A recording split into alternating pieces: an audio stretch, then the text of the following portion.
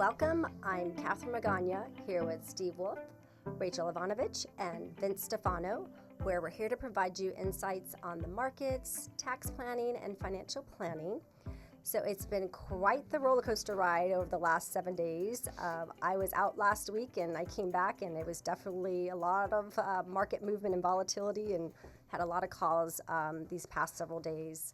So today is April 10th, and yesterday, which was April 9th, we saw a pretty amazing up day, and today the markets are down, but I'll give you a little reflection of where we were as of yesterday's close. So as of yesterday's close, which would have been on April 9th, the Dow Jones for the year was down about 4.5%, but we also saw yesterday about an 8% move up on the Dow Jones. The NASDAQ, which is more the tech stocks, year to date, as of yesterday's close, down about 11.32%. And yesterday we saw over 12% move in that index. And the S&P 500, which is more of a broad index, year to date was down 7.22%. And yesterday we saw about 9.5% move in that index. So a lot of market movement. And to put into perspective, yesterday, the Dow Jones experienced almost a $2,900 point gain. I'm sorry, 2,900 point gain in the Dow Jones. And that, when you look at the history of the Dow Jones, basically 90 years and 3 hours. So the Dow Jones debuted in 1896, and that year it closed at 40.45. And over the next 93 years through 1989, it closed, or the peak close was 2,753. So here we are, in one day we saw the market move. It was pretty aggressive. Not saying, and obviously every now that the markets, Dow Jones is close over 40,000 now, so a lot has changed over time. But then today, here we are. Today's a new day. The markets have given up a lot of those gains. So at this point, if you try and time these markets, they're moving very, very quickly and very fast. At this point, there could be some opportunities if you're adding money in, but we're not suggesting to make some major moves during this time. Well, if you know what Trump is going to say next, you could actually be a great trader. Yeah, it's like, what are you going to do now? So, Vince, what do you have to say about the markets today? Oh, man, I tell you, sometimes I am just absolutely speechless, and today is one of those days. I thought we were actually going to have a little follow-on today, but, obviously we didn't. But a couple things that I saw today that I've been kind of like, okay, this is a positive. I did notice that the CPI cooled to up 2.4%. CPI, which is Consumer Price Index. It cooled a little bit, so it's actually showing that inflation is trending down. One of the big reasons why I think inflation is now starting to trend down is I noticed that the oil prices are at their lowest level since 2021. It's too bad in California, gas prices keep going up. Well, that's true. But all I saw the West Texas Intermediate crude at like $60.62, was the lowest it's been in the longest time. And I don't know if we're actually producing more oil right now, or if people are anticipating that some of the administrative proposals of opening up drilling and all that are going to bring oil prices down, or maybe it's just a cooling global economy that's doing it. When oil prices come down, that's a good thing. To a point. Right. You don't want to get too low, because then oil companies are just not going to go out and drill for any more oil.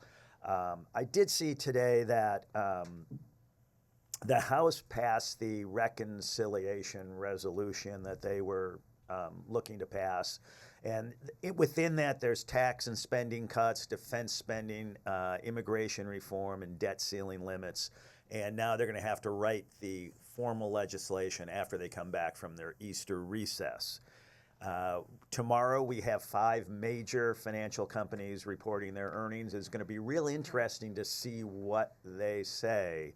I know that recently, Jamie Dimon, who is, CEO of a big financial institution, was very much against tariffs, saying that it could lead to a major slowdown, possibly a recession.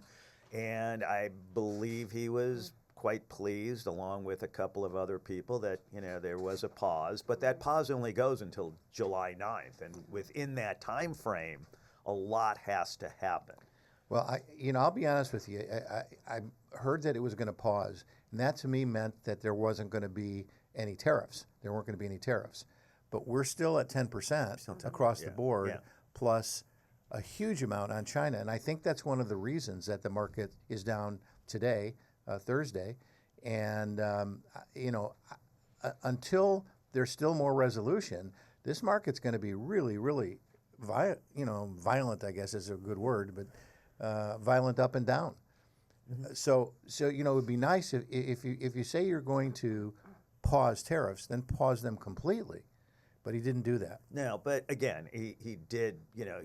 He put the hammer down originally, and now he's kind of taken that hammer back a little bit. And as they start negotiating with countries, let's see what kind of bespoke type tariff agreements they can reach. But I've said many times in these podcasts, markets are very volatile, stocks fluctuate, and you can't get completely out of the market, because yesterday was an incredible up day, and if you were completely out and you sold at a lower level, you just missed huge upside. So be careful how conservative you get and how fearful you get to get completely out of the stock market. I think it's interesting as we're going through this right now, and we've gone through other crisis and events in the past, but the conversation I've been having and people say is, this is different. This is different. Yes, it is different in some regards, but we have been through many crises and events, and we always get on the other end of it. It's really never different. Yeah. The reason for it to go down is different. For instance, in 2000, you had the dot-com bubble.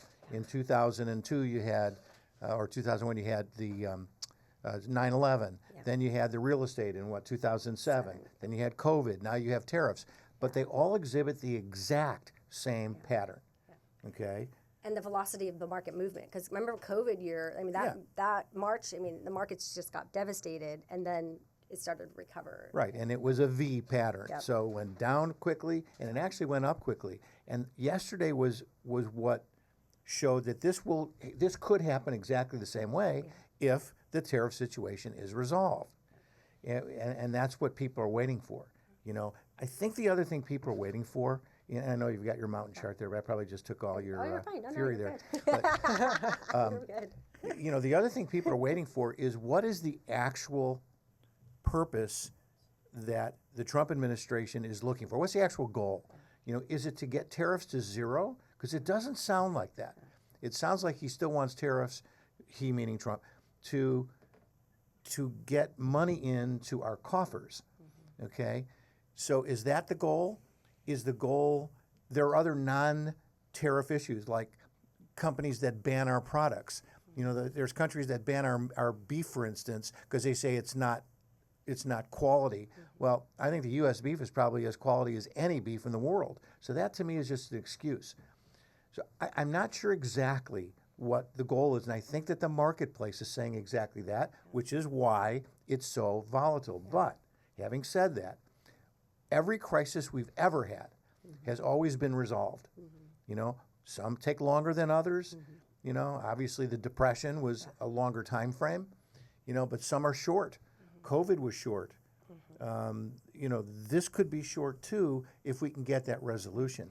So I agree with Vince in that, you can't just say, just get me out, and then all of a sudden it goes right back up again. You're sitting there saying, why the heck did I get out? Yeah, and it moves quickly. Like in a week, every day we're seeing these big... Quickly, it doesn't even describe yesterday. Yesterday that was crazy upside. I've never seen that. And then these are real conversations, and what's on top of mind is if you just retired and you're like, do I have enough still? Or if you are retired, you're like thinking, do I still have time to make up for this? And our response is, we do have a plan in place for you, and we have an investment portfolio, we have income, and we have things designed a certain way. So if you have concerns or questions on your individual situation, please reach out to us, because we'll talk that through with you. And also, not only are your investments potentially generating income, but also are you living off of pensions or Social Security, or what are your cash needs? And so if that's changed or something's changed, we do need to know that. But we know it's scary. We know it can be frustrating, and everybody's at a different phase in their life. And but at the end of the day, you know, this isn't the time to be making major changes. And I know the idea is I got to do something, and the reality is sometimes being patient and just waiting is that something. Well, on a little different topic, April 15th is rapidly approaching, and I'm sure everyone's happy that they have to pay taxes. Of course they do. But So- got a couple days left. Just keep in mind, if you haven't filed your taxes yet or made your payment if you owe, that payment is due on the 15th of April. So there's no extensions this year? No, not to the Not payment. to payment, yeah. Not to the payment deadline. Yeah, I know exactly what you're talking about. I know this year feels very short. Oh man, I love the April 15th deadline. But yeah, keep in mind, if you need a payment plan, they have those. If you let's just say you're waiting on cash, you need to move money, and you know they will work with you. If you have estimates that are due, make sure those get paid also by April 15th. And I believe that Trump had an executive order issued saying you have to pay online. And I don't know if you saw that or not, but I believe we have until September, and you still can pay by check. But apparently starting later on in this year, everyone will be mandated to pay electronically. Really? What about So- people who don't have computers? The smartphone, you can pay. If they don't have a computer, they may not have a smartphone. They have children maybe, or a neighbor. There's a library. don't I don't get- know. you just I don't know don't what pay he's thinking. tax. And I do know it's going to be really difficult for a lot of our clients that are used to writing checks, that come to my office and then write out their checks. But there are ways to pay that online, and hopefully your tax advisor can help you. If not, you can call me. I will help you. Okay, that's a good idea. Now let's go back to the other topic at hand. You know, we had the pivot here yesterday, and I looked at the CNN Fear and Greed Index, I was just going to ask you that. and it's, believe it or not, it's actually 2 points higher this week than last. Because I know I didn't have it for last week's, but I looked at it after we did our podcast. It was at 4 last week. The fear index was at 4. 4, and 0 is the lowest. Yeah. Okay. This week it's at 6, and it probably is because of what the market did yesterday. So it's still extreme fear. That is extreme fear, and extreme fear causes extreme decisions to be made that many times are wrong. And it's hard to keep your head when you're looking. Look, the thing I tell people is, you know, being in this business is stressful. Why? Okay, when you're on our side of the table, why is it stressful? Because there's 2 things that people really, really care about. The first thing is their health. All right? Everyone is worried about, you know, am I going to get sick? Am I going to die? Whatever. The second thing is their wealth. And for some people, I think their wealth is more than their health. So this is a very stressful business to be in. It's very stressful for individuals looking at their accounts. So I'm going to read you something, and I hate to read, but I read a lot, all right? And this is something called the Disruption Investor, and here's what they said, and I think this is really good advice. The person who said it is, I'd like to give you some general guidance to deal with today's market turbulence. First, you must decide if you are an investor or a trader. And that is, my words, that is a huge difference.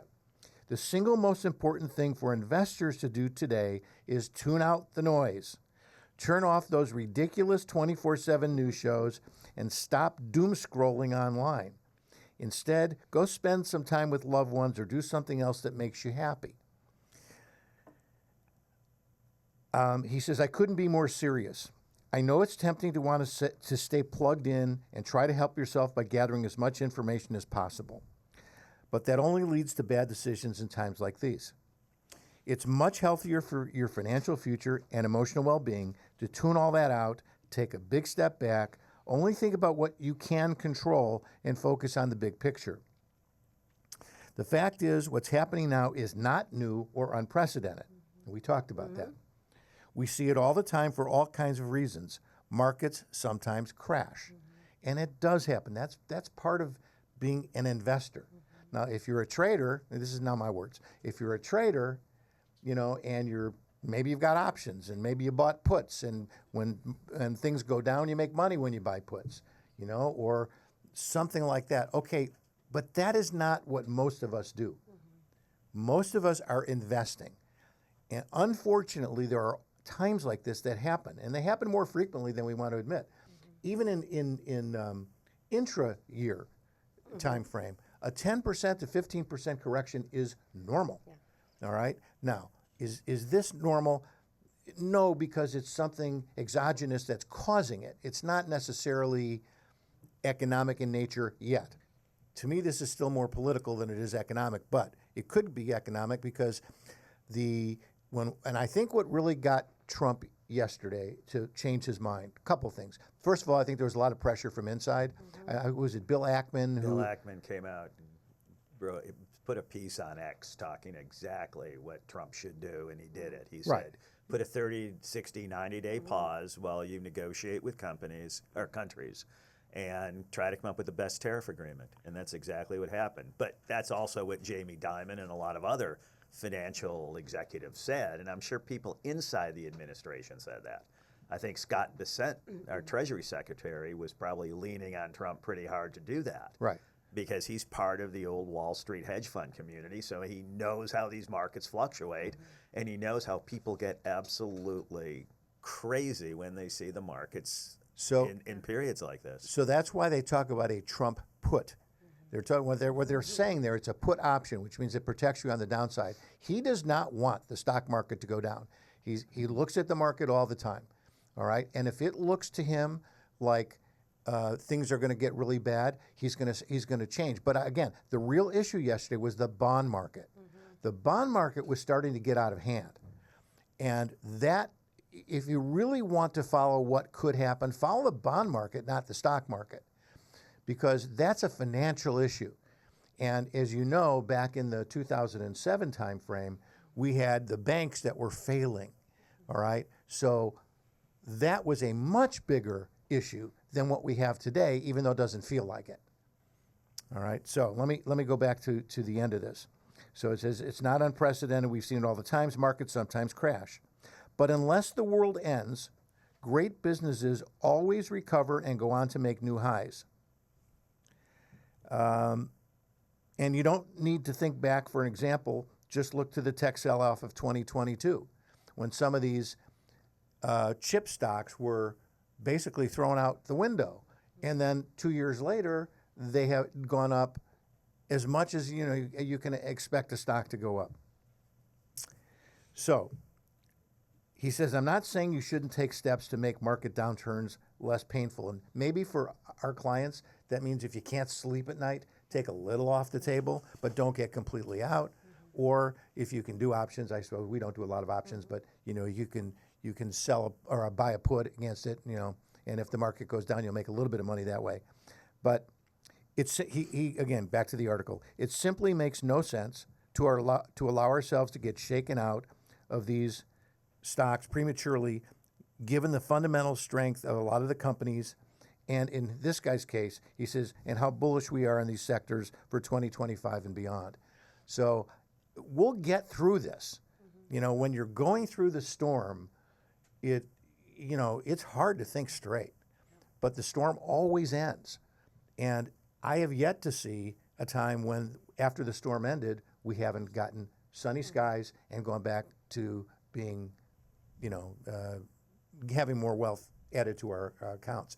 So please, we understand the emotions involved. We understand that you're saying, hey, my God, I'm going to lose all my money. We talked a little bit about this last time. You're not going to lose all your money, all right? Well, but it's interesting. There's also some clients that are usually really nervous that aren't right now. I think people understand, too, this isn't going to be forever. So it's not everybody feeling that way. There are, the handful, but there are a lot of clients that are.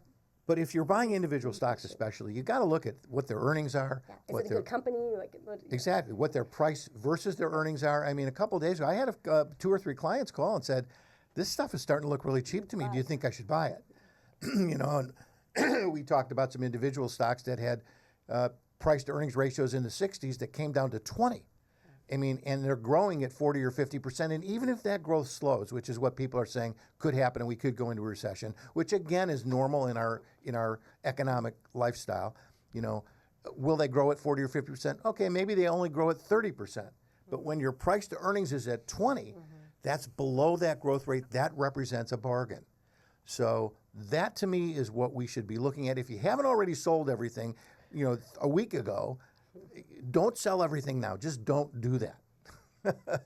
So that was the article. I thought was very good advice, and we hope that people will take it.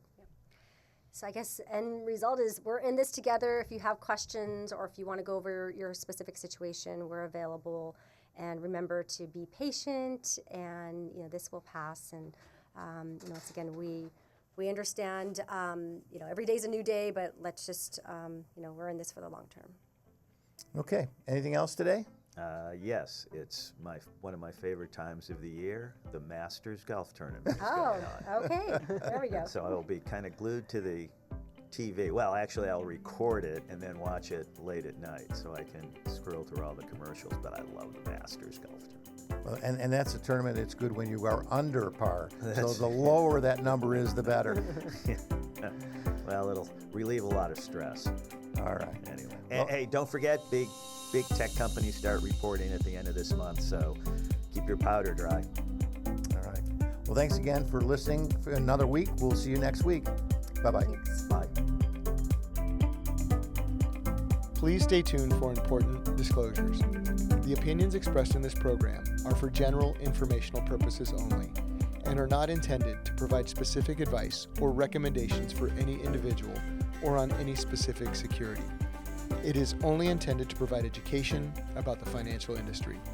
To determine which investments may be appropriate for you, consult your financial advisor prior to investing. Any past performance discussed during this program is no guarantee of future results. Any indices referenced for comparison are unmanaged and cannot be invested into directly. As always, please remember investing involves risk and possible loss of principal capital.